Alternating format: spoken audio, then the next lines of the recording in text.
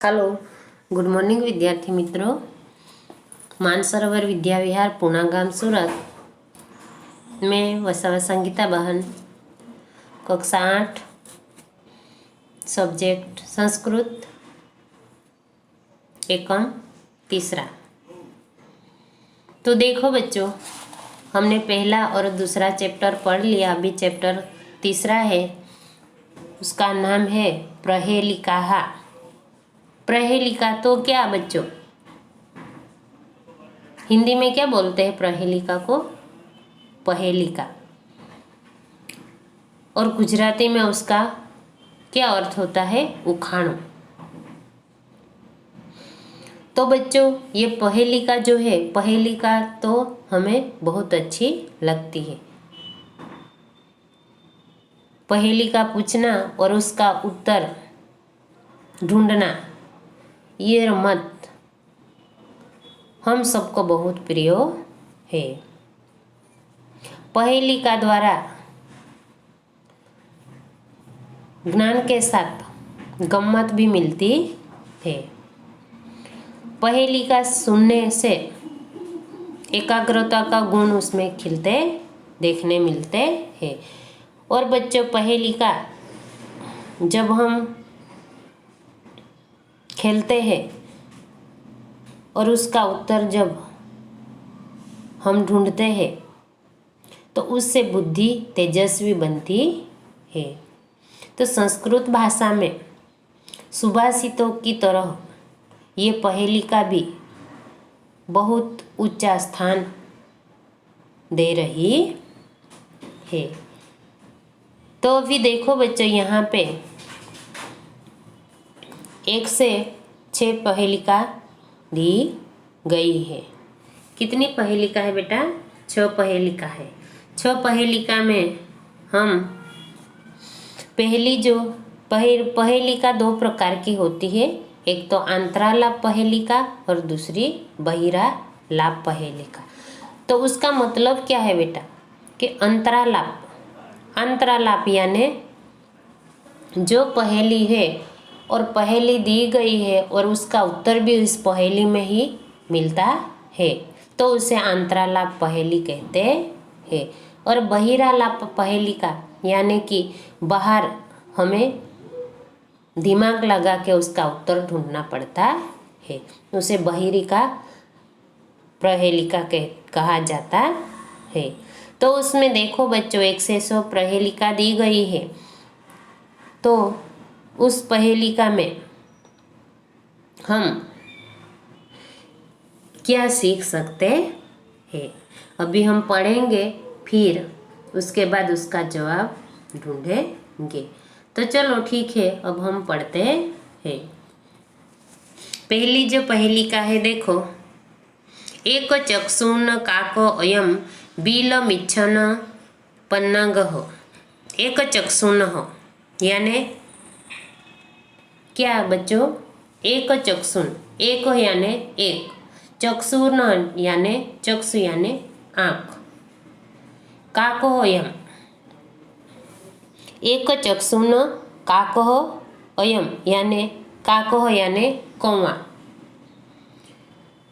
अयम यानी कौवा भी नहीं, एक आँख वाला है फिर भी कौवा नहीं।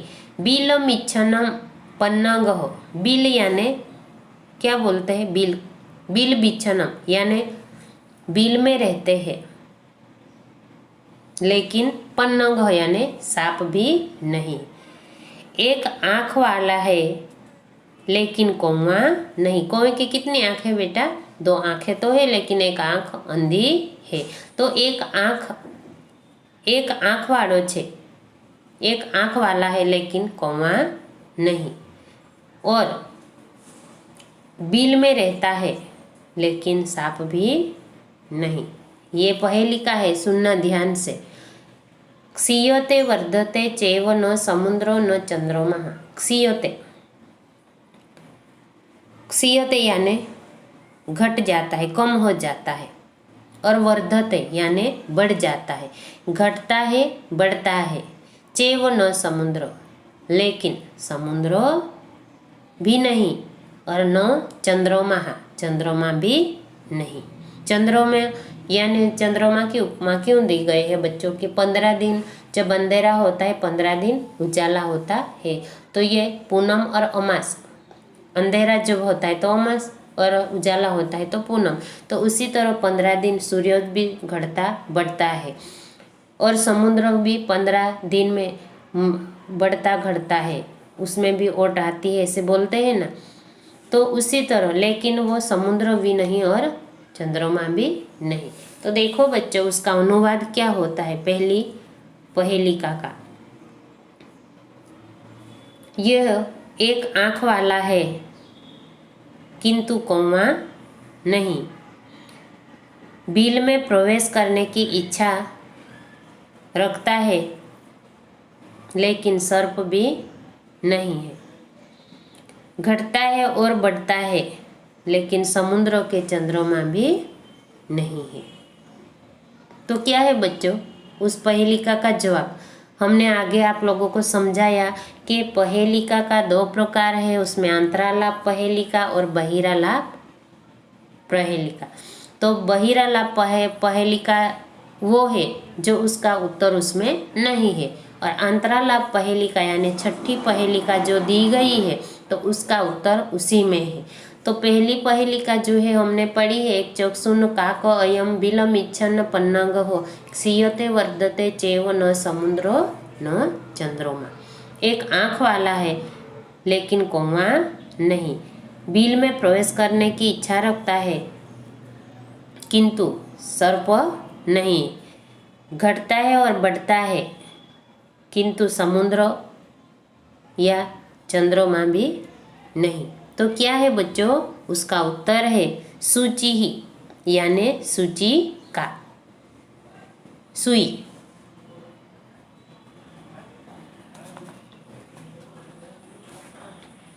सुई क्या करती है बच्चों, उसकी समझौती भी मैं दे देती हूँ। सुई जो है तो एक छिद्र में, एक कने में से उसकी आँख जो है वो तेज है, और वो अंदर जो डालते हैं धागे के साथ तो वह कहाँ जाती है? बिल में जाती है।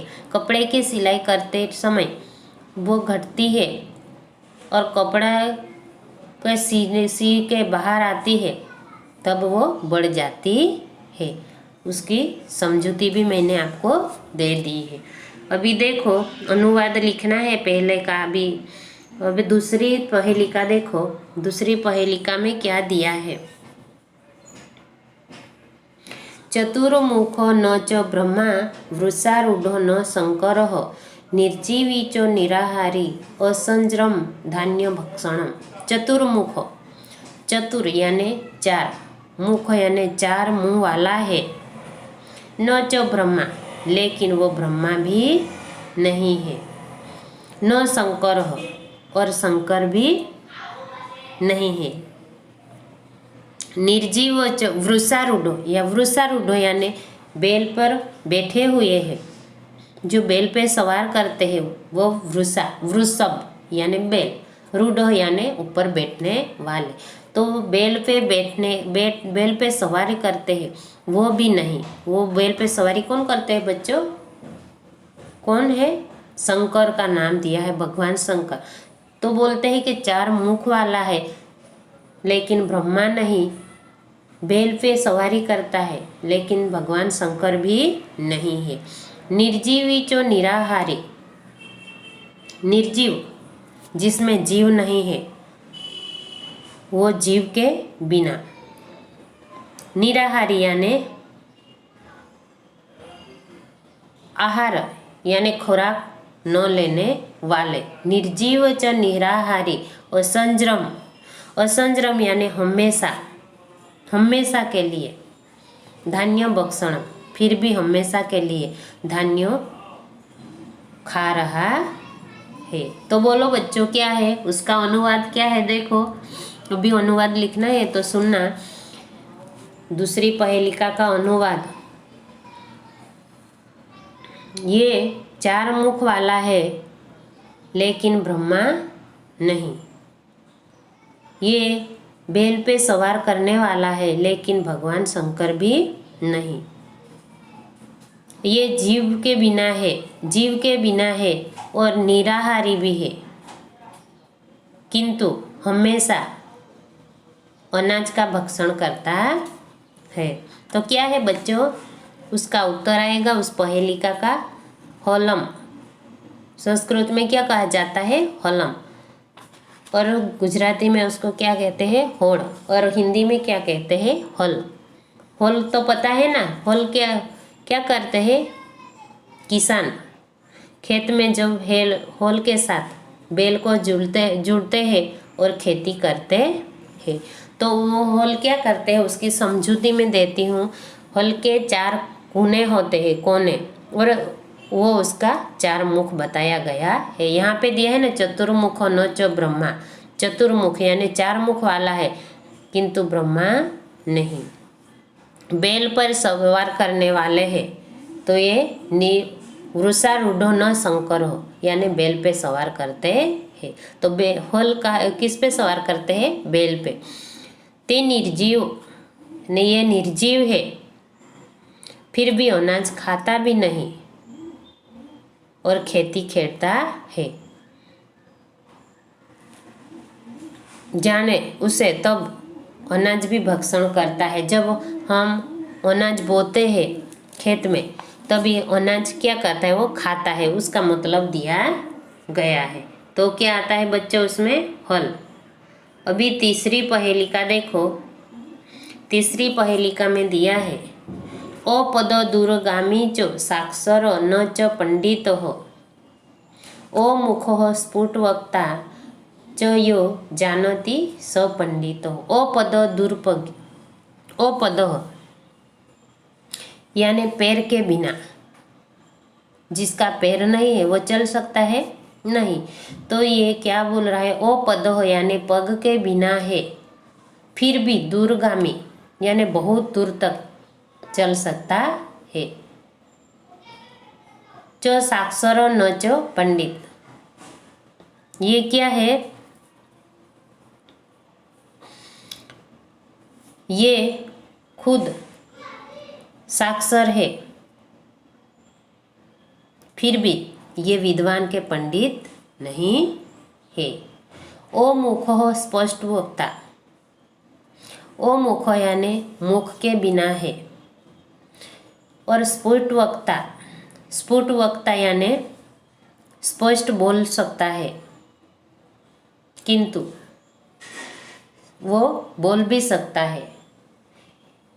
यो जानाती, जो जान सकता है उसे, वो पंडित। बोलो क्या है बच्चों? पैर भी नहीं फिर भी बहुत दूर तक चल सकता है, साक्षर है फिर भी पंडित नहीं है, और मुंह भी नहीं है फिर भी बहुत अच्छी सी वाणी बोल सकते हैं। यो जानती स पंडित हो, जो जानता है, जो जाने वो पंडित है। तो क्या है बच्चों? क्या है उसका उत्तर? पहेलिका, तीसरी पहेलिका का उत्तर क्या आएगा? लिखा हुआ पत्र। क्या? लिखा हुआ पत्र। पत्र एक गांव से दूसरे गांव जा सकता है, उसके पैर नहीं फिर भी वो जा सकता है, और उसका मुंह भी नहीं लेकिन उसमें लिखा हुआ पढ़ सकते हैं, देख सकते हैं। इसलिए पत्रों को कहा है कि पत्रों के पैर नहीं फिर भी वो दूर दूर देश विदेश में पहुंच जाता है, और वो साक्षर है किंतु वो विद्वान तो नहीं है। पत्रों के मुख नहीं होते और वो स्पष्ट भी बोल सकते हैं, और लिखने वाले व्यक्ति जो प्रत्यक्ष नहीं होते हैं फिर भी वो स्पष्ट रूप में पत्र पढ़ लेते हैं। चलो अभी चौथा है,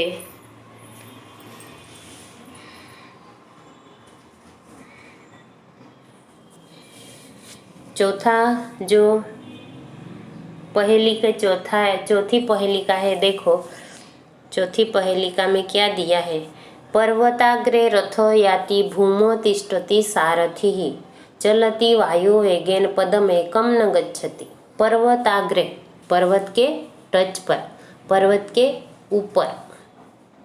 पर्वताग्रे यानी आग्रे यानी आगे, पर्वत के ऊपर यानी टच पे, रथो याति, याति यानी जाता है, रथो यानी रथ जाता है, पर्वत के टच पे रथ जाता है। भूमो तिष्ठति सारथी, भूमो यानी धरती, जमीन, और सारथी यानी रथ को चलाने वाला, उसे सारथी कहा जाता है। तिष्ठति यानी उभो है, खड़ा है। पर्वत के टच पर रथ जाता है और जमीन पे सारथी तिष्ठति यानी खड़ा है। चलती वायु वेगेन पदमेकम न गच्छति, चलती यानी चलता है, वायु वेगेन यानी वायु जैसे चलता है उसी तरह इतनी स्पीड में चलता है। पदमेकम न गच्छति, पदमेकम यानी एक भी डगला, एक भी पगलू, एक भी पैर वो नीचे नहीं रखता। गच्छति यानी जाता भी नहीं। तो देखो उसका अनुवाद क्या है बच्चों। पर्वत के आगे के टच पर रथ जाता है और सारथी जमीन पर खड़ा है। रथ वायु वेगे चलता है किंतु एक कदम भी आगे चलता नहीं। तो बच्चों देखो उसका उत्तर क्या आएगा। कुम्हार का चाक, संस्कृत में कहा जाए तो कुंभारस्य चाकः, कुम्हार का चाक। ये क्या है, ये रुकता नहीं, चलता है पृथ्वी के टच पर, जो पर्वत के टच पे यानी ऊपर क्या रखते हैं, मिट्टी का थप्पा लगा देते हैं। कुम्हार जो माटी बनाते हैं, बर्तन बनाते हैं, तब वो बनाते समय माटी का जो पिंड बनाया हुआ होता है उसे पर्वत कहा जाता है। कुम्हार के चाक के यानी चाक पे, पेंडे पे, उसे रथ कहते हैं। और गोल गोल घूमता है, कुम्हार जमीन पर बैठते हैं, चाक चलाता है और पेंडा, वो चाक कितने झड़प से चलता है, वायु वेग से, और ते एक स्थाने गोल गोल घूमता है, इससे आगे कहाँ पे जाता नहीं। और उसे चलाने वाला यानी चाक को चलाने वाला कुम्हार जो है उसे सारथी कहा गया है। तो उसका उत्तर क्या आएगा बच्चों, कुम्हार का चाक। अभी पांचवी पहेलिका देखो। पांचवी पहेलिका में दिया है सुवर्णस्य सुवर्णस्य सुवर्णस्य च जानकी, सुवर्णस्य सुवर्णस्य सुवर्णस्य च जानकी। सुवर्णस्य यानी सुवर्ण यानी सोने का। अभी यहाँ पे एक बार, दो बार, तीन बार ये षष्ठी विभक्ति स्य पीछे आया है ना शब्दों में, तो ये षष्ठी विभक्ति है। सुवर्णस्य सुवर्णस्य सुवर्णस्य च जानकी। जानकी यानी, जानकी किसका नाम है बच्चों, सीता का नाम है। जनक राजा की पुत्री सीता जो है ना उसका नाम है। प्रेषिता तव रामेण सुवर्णस्य च मुद्रिका। प्रेषिता यानी क्या बच्चों, रामेण यानी राम के बिना, सुवर्ण से यानी सोने की अंगूठी, प्रेषिता यानी भेजवाई जाती है। तो वो रामेण सुवर्ण च मुद्रिका, मुद्रिका यानी अंगूठी, सोने की अंगूठी। जब सीता का अपहरण होता है, रावण उठा के ले जाता है, तभी ये सोने की अंगूठी देने के लिए हनुमान को भेजते हैं। तब हनुमान क्या करते हैं बच्चों, ये सोने की अंगूठी बोलते हैं कि मैं जाऊंगा सीता माता के पास, लेकिन सीता माता मुझे पहचानेगी नहीं। तो उसके लिए आपके पास में, श्री राम को बोलते हैं कि आपके पास में ऐसी चीज़ें हमें दो कि सीता माता सचमुच जान जाए कि सही में राम ने ही भेजा है। तो उसके लिए राम सीता को अंगूठी देते हैं और हनुमान जी वो अंगूठी लेके सीता के पास जाता है। तो सुवर्ण से यानी वो अंगूठी किसकी थी, सोने की अंगूठी थी, मुद्रिका यानी अंगूठी। तो उसका अनुवाद देखो बच्चों, हनुमान जी सीता जी को कहते हैं, हे जानकी, आपका राम से सुवर्ण की यानी सोने की और सोने की अंगूठी भिजवाई है। तो उसकी समझूती जो है बच्चों देखो, इस श्लोक में एक शब्द को 4 अर्थ में प्रयोजन किया है। सुवर्णस्य शब्द 4 बार आता है और चारे बार जब आता है तब 4 शब्द अलग अलग उसका अर्थ लेके आता है। तो पहला अक्षर देखो, सुवर्णस्य यानी उच्च कुल की सीता के लिए ये शब्द प्रयोग किया गया है। फिर दूसरा है सुवर्णस्य यानी श्रेष्ठ परिवार के का राम के लिए कहा गया है। और सुवर्णस्य तीसरा शब्द जो है सुवर्णस्य यानी चमकते रंग की। और चौथा शब्द जो दिया गया है सुवर्णस्य, ये सोने की अंगूठी है। उसी तरह ये 4 शब्दों यहाँ पे 4 बार सुवर्णस्य ऐसा दिया गया है। चलो अभी लास्ट वाला, जो लास्ट में है अंत में, वो छठी पहेली का जो है उसमें देखो, भजनान्ते च किम पेयम जयंत कस्य वे सुत कथम विष्णु पदम प्रक्तम तक्रम शक्रस्य दुर्लभम। क्या बोलते हैं बच्चा, भजन के अंत में क्या करना चाहिए? तो यहाँ पे दिया गया है, भजन के अंत में क्या पीना चाहिए। तो भजनांत यानी भजन करने के बाद अंत में किम पेयम क्या पीना चाहिए। जयंत कस्य वे सुत, जयंत कस्य यानी किसका, वे किसका, सुत यानी पुत्रो है। कथम विष्णु पदम प्रक्तम तक्रम चक्रस्य दुर्लभम, कथम विष्णु पदम प्रक्तम, और क्यों विष्णु का पद जो है वो क्यों ऊंचा है। 4 प्रश्न पूछा गया है। देखो भजनांत उसका अनुवाद देखो, भजन के अंत में क्या पीना चाहिए। और दूसरा प्रश्न है जयंत कस्य वे सुत, तो जयंत किसका पुत्र है। और तीसरा प्रश्न जो दी गया है, कथम विष्णु पदम, विष्णु का धाम कैसा है। और तक्रम शक्रस्य दुर्लभम, ये 3 उसका उत्तर है। 3 प्रश्न पूछा गया है। भजनांते किम पेयम, तो भजन के अंत में क्या पीना चाहिए। और जयंत कस्य वे सुत हो, तो जयंत को किसका पुत्र है। कथम विष्णु पदम प्रक्तम, तो विष्णु का धाम कैसा है। ये 3 प्रश्न जो है उसका पहला भजनांते जो किम पेयम, तो भजन के अंत में क्या पीना चाहिए, तो तक्रम यानी छाछ।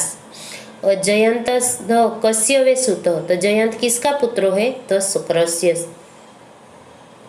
शुक्रस्य यानी इंद्र का पुत्र है। और तीसरा प्रश्न है विष्णु का धाम कैसा है, तो दुर्लभम। ये 3 प्रश्न यहाँ पे दिया गया है। प्रश्नों का जवाब, पहेली का 3 प्रश्न पूछा गया है और उसका जवाब भी उसमें, उत्तर भी उसमें ही दे गया है, तो उसे अंतरालाप पहेलिका कहा जाती है। तो बच्चों, हमने ये पहेलिका 1 से 6 पहेलिका भी पढ़ ली, उसका अनुवाद भी करके दिखाया, आपको शब्दों की समझूती भी दे दी मैंने, और यहाँ पे कोई कोई शब्दों भी दिए हैं। चक्षु यानी आँख, काकः यानी कौवा, बिलम यानी बिल, पन्नग यानी साप अथवा नाग, क्षीयते यानी घटता है, वर्धते यानी बढ़ता है, चतुर्मुख यानी 4 मुख वाला, 4 मुंह वाला, असज्रम यानी सतत, हमेशा, वृष यानी बेल, तिष्ठति यानी खड़े रहता है, मुद्रिका यानी अंगूठी, पेयम यानी पीने का लायक, सुतः यानी पुत्रो, प्रोक्तम यानी कहा गया हुआ, अपद यानी पैर के बिना, तक्रम यानी छाछ, चक्र यानी इंद्रो, और याति यानी जाता है। चक्षुन नो काक अयम बिल्लम इच्छन काकल अयम बिलम इच्छन न चैव च एवं समुद्र न च समुद्र न। और आगे देखो बच्चों, स्वाध्याय आई है, स्वाध्याय में देखो तो ये जो टिप्पणी दी गई है वो भी लिखना है कॉपी में, और उसका जो 1 से 6 पहेलिका जो दी गई है उसका संस्कृत में भी लिखना है, और उसके बाद उसका अनुवाद भी लिखना है। स्वाध्याय देखो तभी आगे प्रश्न नंबर 1 दिया गया है, नीचे दिए गए शब्दों के शुद्ध उच्चारण करो। तो शुद्ध उच्चारण करना है उसमें, तो काको अयम, पन्नगः, अजस्रम, स्फुटवक्ता, पर्वताग्रे અને भजनान्ते। तो ये जो 6 शब्दों दिए गए हैं, तो शब्दों को क्या करना है, कॉपी में लिखना है। फिर उसके बाद में प्रश्न नंबर 2 देखो, पेज नंबर 9 पे नीचे दिए गए प्रश्नों के उत्तर लिखो। तो यहाँ पे प्रश्नों का उत्तर दिया गया है। एक जुआ बच्चों, पहला प्रश्न जो है संस्कृत में उसका उत्तर देना है। एक चक्षु कह अस्ति, एक चक्षु यानी एक आँख वाला है, एक आँख किसकी है, कह यानी किसकी, अस्ति यानी है, एक आँख किसकी है, तो उसका उत्तर लिखना है। एक चक्षु काकः अस्ति, एक आँख वाला कौन है बच्चों, काकः यानी कौवा, तो एक चक्षु काकः अस्ति उसका उत्तर। अभी प्रश्न नंबर 2 देखो, कह धान्य भक्षणम करति, कौन धान्यों का भक्षण करता है, तो उसका उत्तर देना। क्या उत्तर में लिखना है, हॉलम धान्य भक्षणम करति। अभी तीसरा प्रश्न दिया गया है, सारथी ही कुत्र तिष्ठति, सारथी कहाँ पे खड़ा है, कहाँ पे खड़ा है बेटा, सारथी रथः सारथी भूमः तिष्ठति, तो सारथी कहाँ पे खड़ा है, भूमः यानी जमीन पे खड़ा है। तो जवाब लिखना है संस्कृत में, सारथी भूमः तिष्ठति।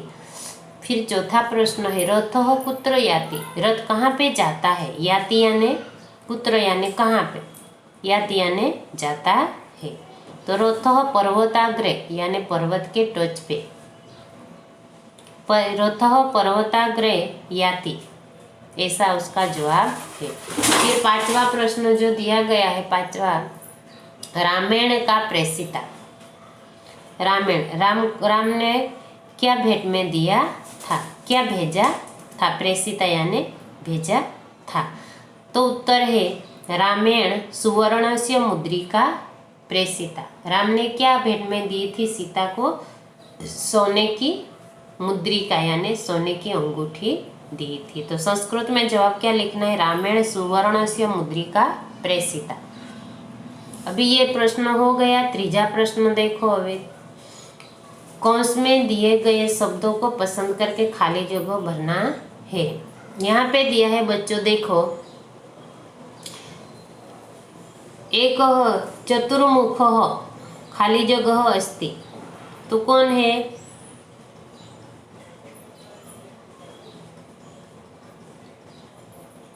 ब्रह्मा। क्या जवाब में आएगा बच्चों? ब्रह्मा। फिर दूसरा है भजनान्ते पेयम, तो क्या पीना चाहिए भजन के अंत में? दुग्धम, सूपम, तक्रम, तो क्या आएगा बच्चों? तक्रम यानी छाछ। तीसरा जो जवाब है अपदः शब्दस्य अर्थः, अपदः शब्दस्य अर्थ, तो क्या अर्थ है? पाद रहित, पाद रहित यानी के पैर के बिना। अभी मैं यहाँ आपको टिक करके देती हूँ बच्चों,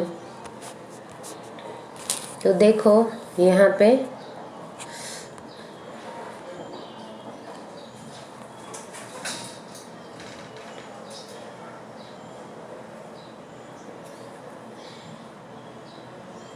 आएगा ब्रह्मा, फिर यहाँ पे तक्रम, फिर यहाँ पे तीसरा में वो पद शब्द से अर्थ हो तो पाद रहित, फिर चौथा में रथ हो कैसा चलता है? वायु वेगेन, और पांचवा में विष्णु पदम, तो कैसा है? दुर्लभम। तो ये खाली जगह हो गई। अभी हम आगे देखते हैं। देखो आगे प्रश्न नंबर 4 दिया गया है, नीचे दिए गए सुंदर अक्षरों में लिखो। श्लोक को पूरा करना है और श्लोक को देख के सुंदर अक्षर में, सही अक्षर में लिखना है, संस्कृत में लिखना है। अभी प्रश्न नंबर 5 दिया है, नीचे दिए गए गुजराती शब्दों को संस्कृत में लिखना है। भजन बाद, भोजन के बाद यानी भोजन के बाद तो क्या लिखना है संस्कृत में? भजनान्ते। क्या लिखना है बच्चों? भजनान्ते। चलो मैं लिख देती हूँ पहला प्रश्नों का जवाब, भोजनान्ते। ठीक है। फिर दूसरा जो प्रश्न है, मुख बिना, मुख के बिना तो ओ मुख हो, क्या आएगा? दूसरा में ओ मुख हो। फिर चौथा में क्या आएगा बच्चों? तीसरे में एक डगलू, एक डग यानी पदमेकम, क्या आएगा उसका जवाब? पदमेकम। फिर उसके बाद क्या है? वीटी यानी मुद्रिका, मुद्रिका। फिर उसके बाद में क्या है बच्चों? उसके बाद में दूरजनारा यानी दूरगामी, दूरगामी प्रश्न नंबर 5 का। और छठा जो दिया है, बैल पे सवार होने वाले, तो क्या आएगा? वृषारूढ़ो हो, वृषारूढ़ो हो। तो भी हो गया बच्चों ये पूरा जवाब, यहाँ भी आपको दे दिया है। तो अभी हम देखते हैं यहाँ से हमारा जो एकम तीसरा जो है वो प्रहेलिका, वो यहाँ से पूरा होता है। ये सब लिखना है कॉपी में, प्रहेलिका को संस्कृत में लिखना है, उसका अनुवाद भी लिखना है, उसका टिप्पण भी लिखना है, स्वाध्याय भी लिखना है, और प्रहेलिका को याद करना है, लर्न भी करना है। अस्तु।